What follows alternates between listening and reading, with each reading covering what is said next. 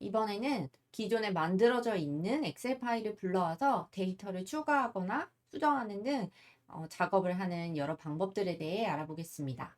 먼저 이렇게 엑셀 파일을 불러와서 작업할 때 유의하실 점이 오픈PY 엑셀 라이브러리로 엑셀 파일을 읽어올 때 이미지나 차트는 가져오지 못해요. 따라서 만약에 기존에 저장되어 있는 엑셀 파일에 이미지나 차트가 저장이 되어 있었다면, 포함이 되어 있었다면 그 내용은 불러오지 못하겠죠. 따라서 텍스트 위주의 작업만 할 수 있도록 복사본을 준비해서 이미지나 차트와 같은 요소들을 제거한 파일을 준비해 주는 것이 좋습니다. 그리고 또한 이렇게 이미지나 차트와 같은 요소가 포함된 파일을 불러와서 작업을 하고 다시 동일한 파일에 덮어쓰게 되면 이미지나 차트와 같은 요소들은 없어지게 되겠죠. 삭제가 되기 때문에 복사본으로 안전하게 작업하시는 것을 권장드립니다. 자, 먼저 엑셀 파일을 불러올 건데요. 파일을 불러올 파일이 있어야겠죠. GitHub에 제공되는 월별 구매 고객 리스트라는 엑셀 파일을 이 예제에서 사용할 예정이에요. 따라서 이 파일을 먼저 다운을 받아주시고 이 다운받은 파일을 불러와 보겠습니다. 파일을 바로 파이썬에서 불러오기 전에 한번 같이 이 예제 파일을 열어볼게요. 자, 이렇게 파일을 열면 이 파일에는 10월이라는 시트, 11월이라는 시트, 12월이라는 시트가 있습니다. 그 시트에 포함된 데이터들을 좀 자세히 살펴보면 제품별로 언제, 어떤 날짜에 구매를 했고 수량이 얼만큼이고 고객의 이름, 소속, 그리고 구매한 고객이 기존의 고객이었는지 신규 고객인지 기존 고객 여부를 표시하고 있고요. 그 구매한 제품의 단가와 수량이 곱해진 매출액까지 이렇게 나와 있습니다. 월별로 특정 제품들을 구매한 고객 리스트다. 이렇게 이해하시면 되고요. 그리고 2023년 전체라고 되어 있죠. 이거는 시트명에서도 알 수 있듯이 각 월의 데이터를 한 곳에 모아둔 시트다. 이렇게 이해하시면 될 것 같아요. 자, 어느 정도 이렇게 데이터에 대한 이해가 되셨으면 한번 파일을 작업을 해볼게요. 자, 그러면 파일을 닫고 한번 파이썬에서 해당 파일을 다뤄보겠습니다. 이 엑셀 파일을 불러올 때는 항상 그 파일이 열려 있는 경우에는 오류가 발생하기 때문에 확인 후에는 파일을 꼭 닫아둔 다음 코드를 실행하시기 바랍니다. 파일을 불러올 때는 오픈PY 엑셀 라이브러리의 load workbook이라는 함수를 사용할 거예요. 먼저 이 함수를 임포트 해줄게요. openpy 엑셀 import load workbook 이렇게 임포트하고 다음 실제로 이 로드 워크북 함수를 이용해 해당 파일을 불러올 거예요. 그리고 여기에 파일 네임으로 해당 파일의 이름, 월별 구매 고객 리스트 이렇게 넣어주면 되고요. 지금은 동일한 위치에 있기 때문에 이렇게 별도의 다른 경로를 표시해주지 않고 파일명과 확장자까지만 넣어줬는데요. 계속 말씀드리지만 다른 위치, 파이썬 실행 경로가 다른 위치에 있는 다른 위치에 저장된 파일을 가져오는 경우에는 해당 폴더의 경로를 표시를 해주셔야 됩니다. 자, 이렇게 불러온 파일을 wb라는 변수에 할당을 해줄 거예요. 그리고 앞에서 활성화된 시트는 액티브로 불러온다고 했잖아요. 액티브 속성을 사용해서 여기서 활성화된 시트를 WS에 할당을 한 다음 이 할당된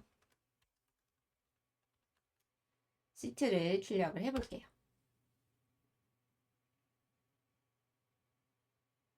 그러면 12월이라고 되어 있는 걸 볼 수 있습니다. 지금은 가져온 활성화된 시트의 타이틀 속성을 사용해서 시트의 제목을, 시트명을 출력했는데요. 여기서는 12월이라는 시트가 출력이 됐습니다. 시트명이 출력이 됐어요. 앞에서 액티브는 활성화된 시트를 출력한다고 했잖아요. 이 활성화된 시트는 실제로 엑셀 파일을 열어서 작업을 한 후 마지막으로 파일을 저장할 때 활성화되어 있던 시트를 가리켜요. 자, 그러면 만약에 다른 시트를 마지막으로 활성화 시킨 다음 저장하면 다른 결과가 나오는지 한번 실행해 볼게요.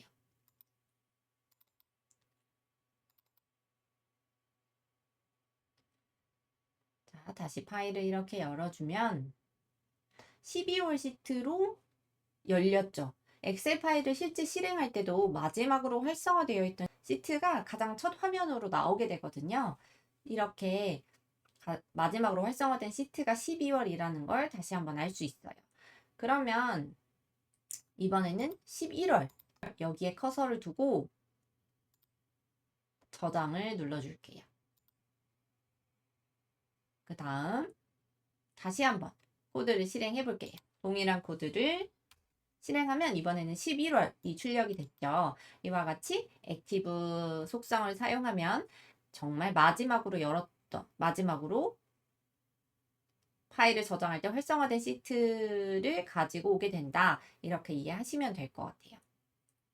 자, 그러면 마지막으로 활성화된 시트가 아니라 특정 시트를 불러오고 싶을 수 있잖아요. 그럴 때는 대괄호를 사용해서 해당 시트를 지정을 해주면 됩니다. 이번에는 동일한 파일을 불러온 다음 저장된 시트들 중 10월 시트를 지정해서 불러와 A1 셀의 값을 확인해 보겠습니다. 동일한 파일을 불러올 거기 때문에 이렇게 똑같이 복사를 해서 사용할게요. 그 다음 저장된 워크북 객체에서 대괄호를 사용한다고 했잖아요. 이렇게 대괄호를 넣어주고 여기에 작은 따옴표를 넣고 불러오고 싶은 시트의 이름을 넣어줍니다. 자, 그리고 이렇게 불러온 시트를 WS에 할당을 해줄게요. 이렇게 가져온 시트에 우리는 A1 셀의 값을 가지고 올 거예요. A1 셀의 값을 확인해 보자고 했잖아요. 그래서 WS, 이번엔 워크시트인 거죠. 10월 워크시트, 10월 시트에서 A1을 지정해서 값을 불러옵니다. 자, 방식이 유사하다는 걸 조금 눈치채셨나요? 워크북 객체에서 엑셀 파일을 불러온 객체잖아요. 엑셀 파일을 불러와 저장한 객체잖아요. 이 워크북 객체에서 시트를 지정할 때도 이렇게 대괄호를 사용해서 시트명을 지정해주고 워크시트, 지정된 시트에서 특정 셀을 선택할 때도 마찬가지로 해당 시트에서 대괄호를 사용하고 원하는 셀 주소를 이렇게 넣어주면 됩니다. 그리고 우리는 그 값을 가져올 거기 때문에 뒤에 밸류 속성을 사용한 거고요. 이 값을 한번 출력을 해보겠습니다. 그러면 이렇게 10월이라고 출력이 된 걸 볼 수 있습니다. 우리가 원하는 그 시트를 잘 지정해서 가지고 왔다는 걸 볼 수 있어요. 그런데 여기서 유의할 점은 셀의 값을 쓸 때와 읽을 때가 다르다는 점이에요. 여기서 저희가 앞에서 셀의 값을 쓴 적이 있었잖아요. 이렇게 A1 셀의 값을 쓸 때는 WS 워크시트를 선택한 다음 셀 주소를 넣어서 특정 셀을 지정하고 그리고 그냥 바로 그 값을 넣어줄 수 있었는데 셀의 값을 읽을 때는 여기서는 밸류 속성을 사용해야 된다고 말씀을 드렸어요. 그 이유는 원래 이 WS의 A1 셀을 선택하면 이거는 그 셀의 객체를 선택한 거예요. 셀에 입력된 값을 지정해서 가지고 온 게 아니라 셀 객체를 지정한 거거든요. 그리고 셀 객체에는 셀의 값뿐만 아니라 셀의 위치가 어디인지, 셀의 스타일이 어떻고 값이 무엇인지 이렇게 다양한 속성들이 다 포함된 객체예요. 따라서 그냥 이 셀 객체를 출력하면 프린트로 출력하면 그 값을 가지고 오는 게 아니라 값을 포함한 다양한 속성들을 모두 출력하게 됩니다. 한번 비교를 해볼게요. 프린트 A1 객체 출력. 이렇게 그 A1 객체를 그대로 출력을 한번 해보고, 그리고 두 번째에는 A1의 값 출력. 이렇게 한 다음 시트에 A1 셀 객체를 선택해 준 다음 밸류 속성으로 그 값을 출력하게 해보겠습니다. 그러면 한번 실행해 볼게요. 위에서는 셀 객체를 바로 출력했잖아요. 그러면 여기 보이시나요? 이 셀이라는 셀의 속성과 10월이라는 값, 그리고 여기 A1이라는 위치까지 모두 이렇게 출력이 된 걸 볼 수 있어요. 그런데 두 번째로 출력한 이 밸류 속성을 사용했을 때는 10월이라는 값만, 셀에 입력된 값만 출력된 걸 볼 수 있어요. 따라서 셀의 값을 읽을 때는 이렇게 밸류 속성을 사용해줘야 하는 거고요. 그러면 셀의 값을 쓸 때도 이렇게 밸류 속성을 사용해야 하는 게 아닐까 하는데, 실제로 셀의 값을 입력할 때 이렇게 입력하는 것도 가능해요. 그렇지만 값을 쓸 때는 그냥 바로 셀 객체에 입력을 해도 동일하게 셀의 값이 입력이 되기 때문에 이 방법이 훨씬 간결하잖아요. 따라서 밸류 속성을 사용하지 않고 이렇게 셀 객체에 바로 값을 입력해주면 됩니다.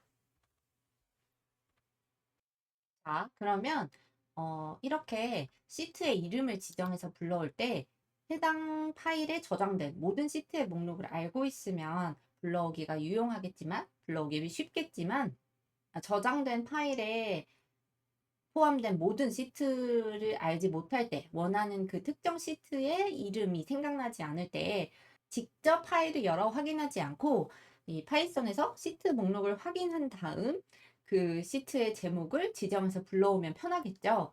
그럴 때 사용하는 속성이 바로 워크북 객체의 시트 네임스라는 속성입니다. 이 속성은 엑셀 파일의 모든 시트의 이름을 리스트로 반환해 주거든요. 한번 이 앞에서 사용한 월별 구매 고객 리스트의 모든 시트를 가져와 보겠습니다. 파일은 동일하게 불러올 거기 때문에 이렇게 복사해서 사용할게요. 로드 워크북으로 파일을 불러온 다음 그 워크북에 시트 네임스 속성을 사용해서 그 속성을 불러올 거고요. 저희는 불러온 그 시트 목록을 시트 네임스라는 변수에 할당을 해줄게요. 그리고 이걸 프린트로 출력을 해보겠습니다.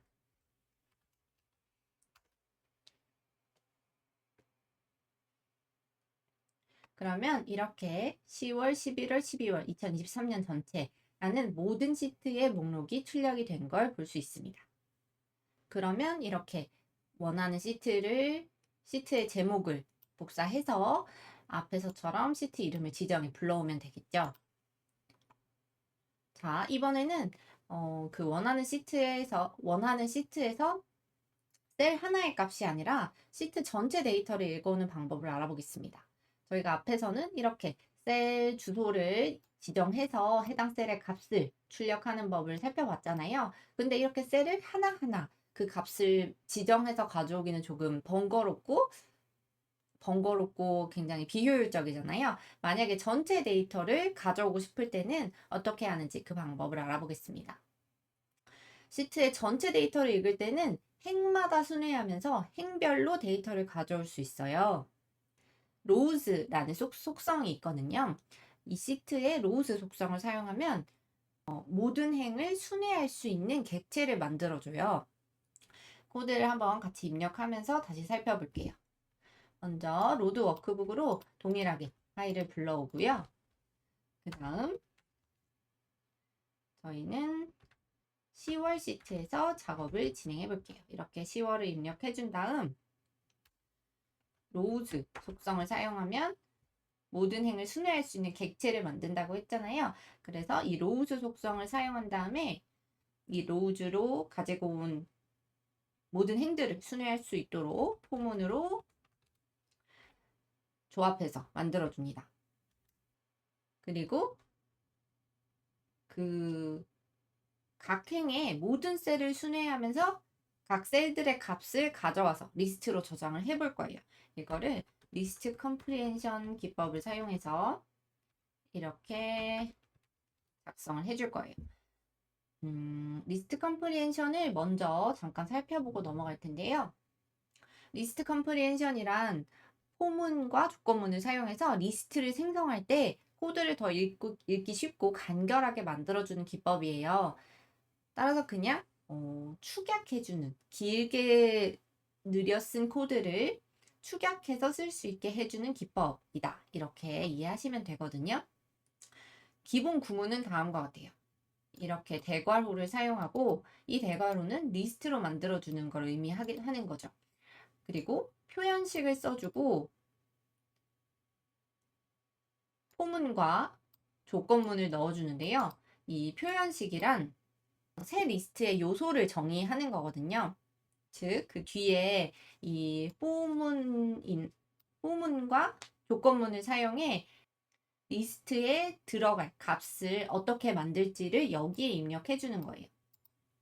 그리고 그 뒤에 포문을 넣어주고 여기 인 반복 가능한 객체 여기에 입력된 이 반복 가능한 객체에서 하나씩 순회를 하면서 항목으로 그 값을 가지고 옵니다. 그리고 여기 표현식에 저장된 그 내용에 따라서 값을 만들어 주겠죠. 그리고 그 값이 결론적으로는 리스트에 저장이 되게 되는 겁니다. 이렇게 포문으로 반복해서 리스트를 생성할 때 조건문도 같이 써줄 수도 있어요. 이 조건문 부분은 생략이 가능합니다. 실제로 한번 이렇게 말로 하는 것보다 실제로 같이 만들어 보면 조금 이해하기 좀 더 쉬우실 거예요. 저희 책에 나와 있지 않지만 기본적으로 이 리스트 컴프리헨션을 이렇게 줄일 수 있다라는 걸 보여드리면 원래 포문으로 값을 만들어준 다음 리스트에 그 값을 넣어주는 기본 코드는 다음과 같은 형식이에요. 자, 만약에 numbers라는 리스트에 값을 넣어주려고 해요. 그러면 이렇게 빈 리스트를 생성하고 포문으로 반복 가능한 객체를 순회하면서 값을 하나씩 가지고 옵니다. 자, 이 코드는 숫자 0부터 4까지를 순회하면서 하나씩 그 값을 x에 할당하는 포문인 거고요. 이걸 numbers라는 객체에 넣어준다고 가정을 해보겠습니다. 그러면 이렇게 되겠죠.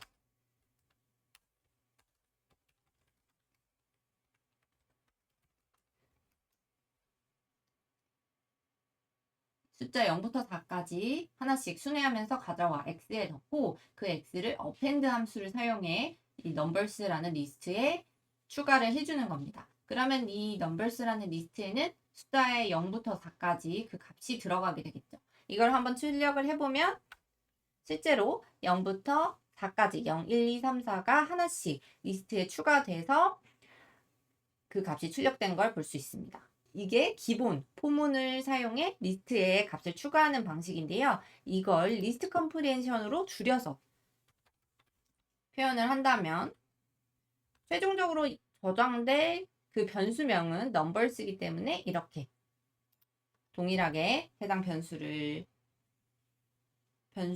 할당을 해줄 거다. 이렇게 넣어주고 여기에 리스트 컴프리헨션을 사용하는 거예요.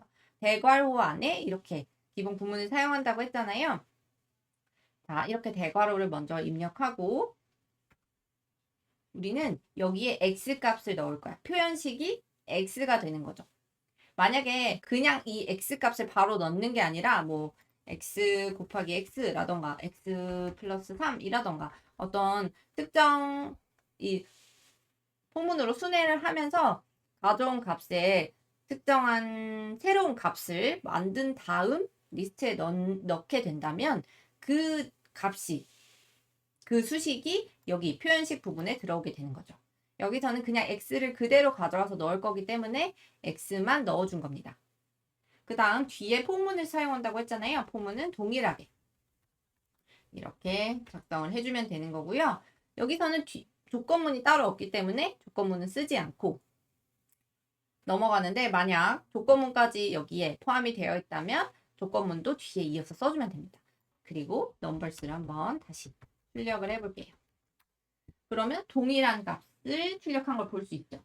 이렇게 느려서, 이건 동일하니까 제외하고, 이렇게 느려서 쓴 코드를 이렇게 한 줄로 간결하게 쓸 수 있는 거죠.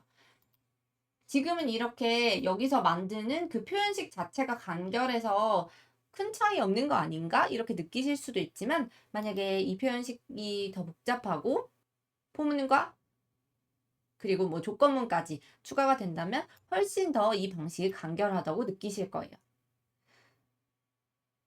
자, 그러면 우리가 여기서 사용한 이 방식을, 이 표현식을 다시 한번 살펴볼게요. 여기서는 로우즈 속성, 워크시트의 로우즈 속성으로 모든 행을 순회할 수 있는 그 반복 가능한 객체를 만들었고, 그 객체에서 포문으로 순회를 하면서 각 행들을 로우에 할당을 했어요. 그러면 여기 이 리스트 컴프리헨션의 이 로우는 그 각 행들을 의미하겠죠.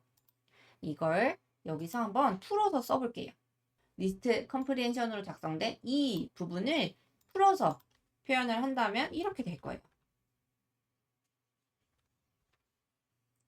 최종적으로 만들어진 리스트는 row values라는 변수에 할당할 거기 때문에 이렇게 넣어준 거고요. 여기서도 동일하게 이렇게 저장을 해줄 거예요.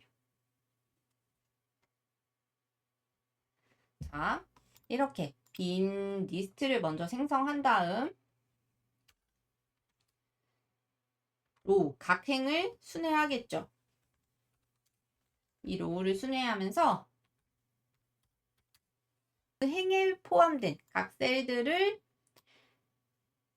셀이라는 변수에 할당을 해주는 거예요.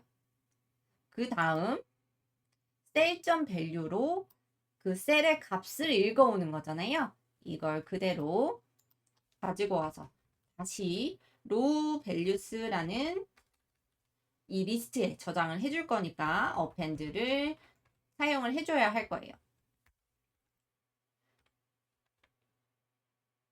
이렇게 코드를 실행해야 하는 건데, 이걸 줄여서 이렇게 한 줄로 표현을 할 수 있다는 거죠. 그래서 이렇게 작성이 된 거고요.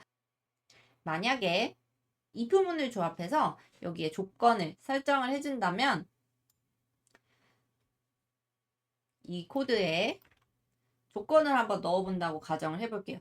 예를 들어 그 셀에 입력된 값이 신규의 경우에만 리스트에 추가하겠다. 그 내용을 여기에 더 넣어주려면 뒤에 조건문을 넣어주면 된다고 했잖아요. if문을 사용하고 cell.value 셀에 입력된 값이 신규일 경우에만 cell.value를 row values에 추가해라.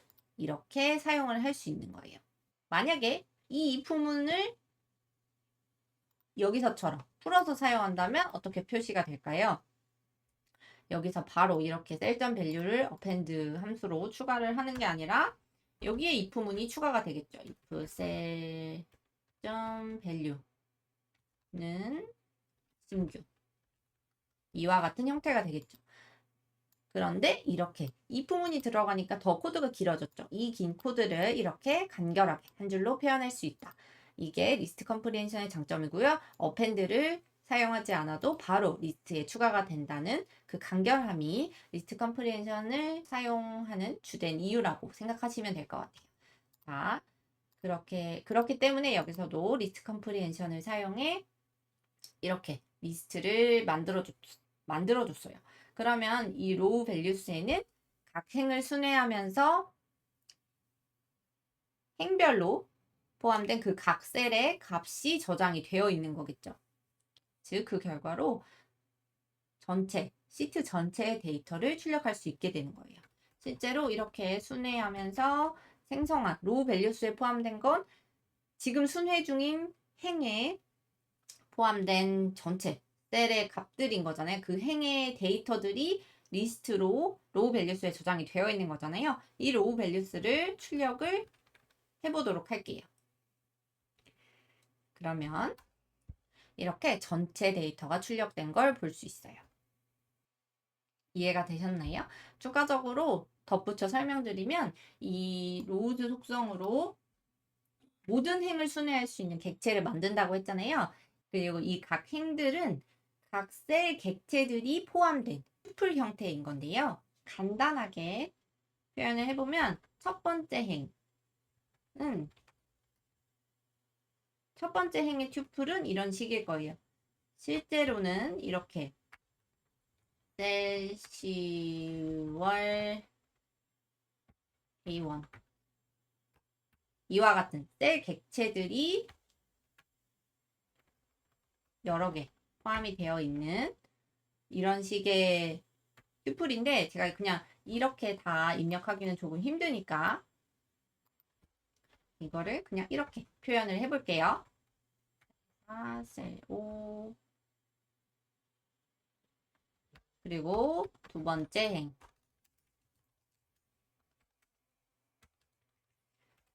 두 번째 행도 마찬가지로 이번에는 1행이 아니라 2행이 되겠죠. 이런 식으로 각 행들, 이 로우에 들어가게 되는 각 행들은